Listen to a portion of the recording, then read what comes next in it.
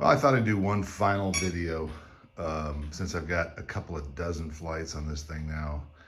Um, just to give you my take on the setup and this airplane, maybe run through a few things that on setup that I thought maybe would be helpful for you if you're putting one of these together electrically anyway, or even gas actually. So if you read the comments I just posted, the setup here is outstanding for this airplane, which if you watch my previous videos, sorry, I'm gonna pull this off here.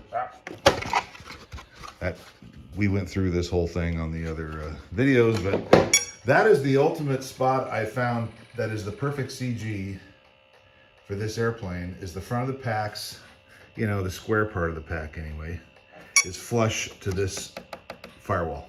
Okay. Those are 1,100 grams each, those packs. They're 9,000 milliamp 6S packs. It's a 12S setup.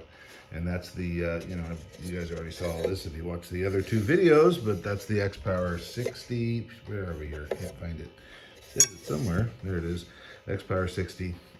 Cooling has not been an issue on this thing.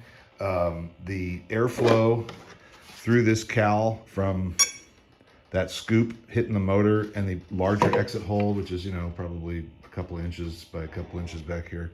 Plenty of cooling. It is 45 degrees out. I've been flying it.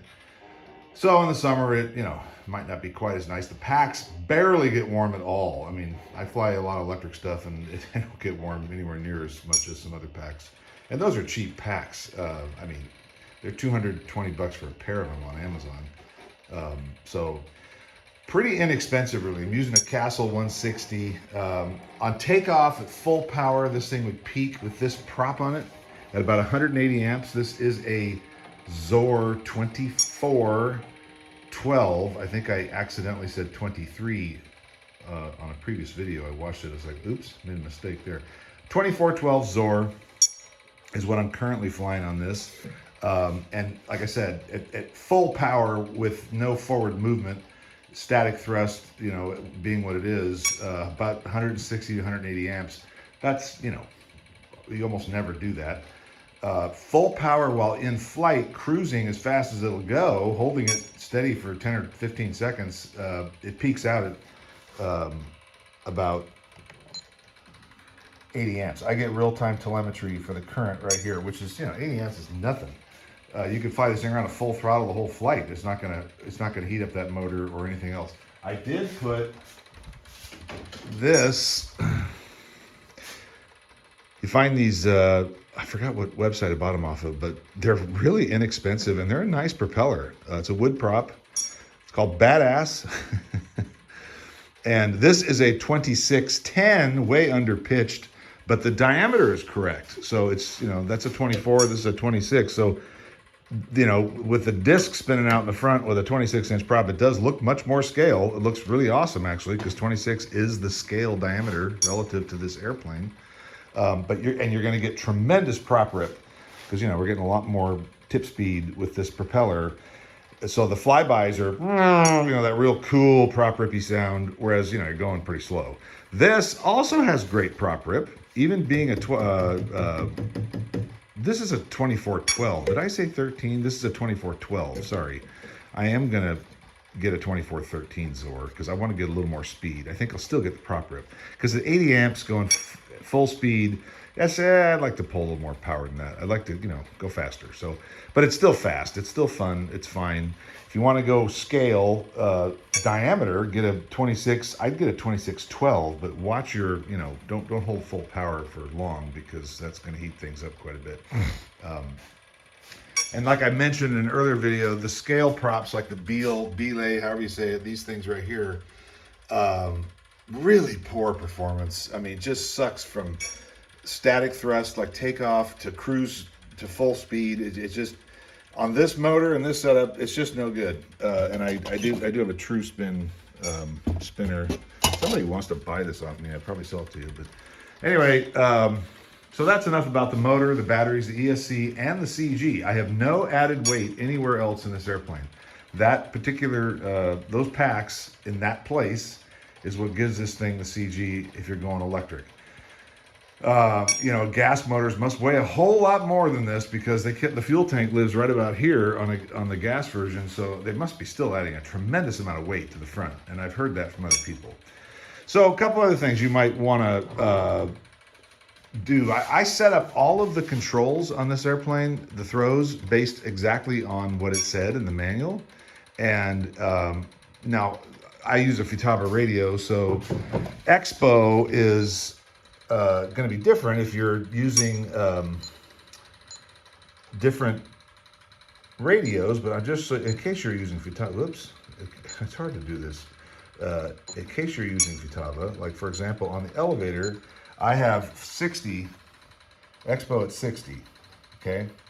I haven't been using any dual rates. I'm using the full throws that they said in the manual, and I'm using 60 Expo on the elevator, and I'm using, what am I using? I'm using 30 on the ailerons, and probably 30 on the rudder. So that's how, and it flies beautifully. It's not too twitchy, it's not too touchy, it's got plenty of throw. Yeah, you'll stall it if you crank back on the stick, so you gotta be careful.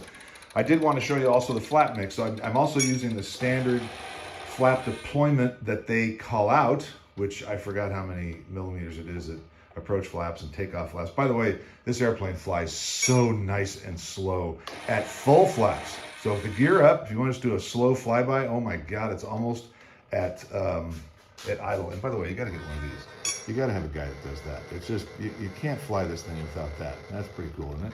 Anyway, you fly this thing around at like 15 amps. I'm not kidding you. And it'll, you know, you're right on the edge of a stall, okay? You got to be on your game.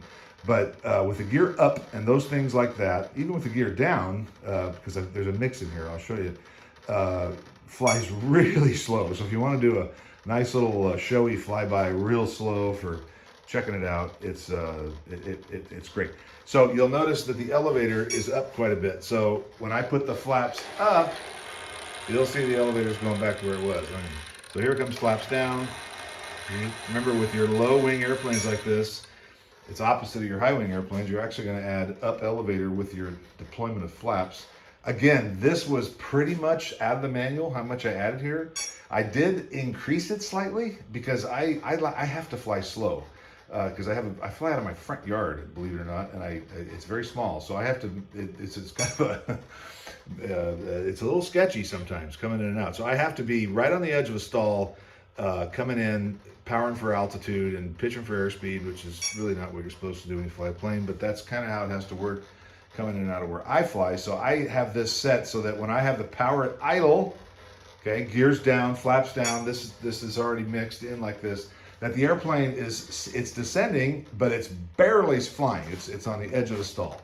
That's just how I do it. So that when I come in, I have a little power on landing. I can get it stopped very quickly because I have a very short runway. You may not choose to be quite that aggressive flying on the edge of the stall envelope, but that's here goes flaps coming up now. That's all the mix there is. Okay.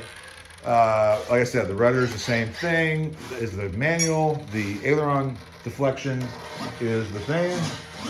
And I'm trying to think of what else you might be wanting to wonder about setting up. You've got your CG, you got your power plant, your battery, your ESC, your prop. These are Robart landing gear, which I guess there's E-Flight, and I don't know, there's a few others that go with this. These are electric Robarts. They work okay. I've had some issues. I've had to screw with a lot of stuff. But, you know, whatever. And, yeah, you got to get the pilot head guy. You got to get him in there turning his head.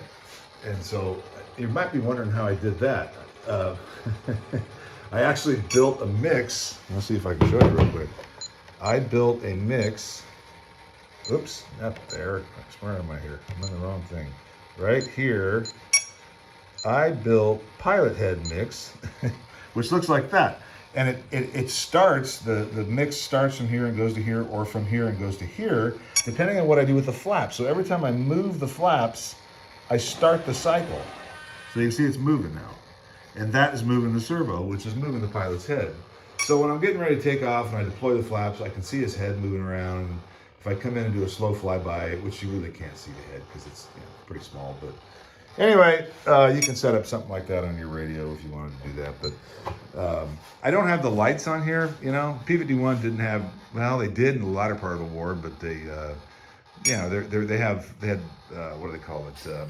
Position awareness lights or whatever, where their lights were underneath the wing to let the Allied forces know that you were friendly. But I didn't put the Hangar 9 lights that go here.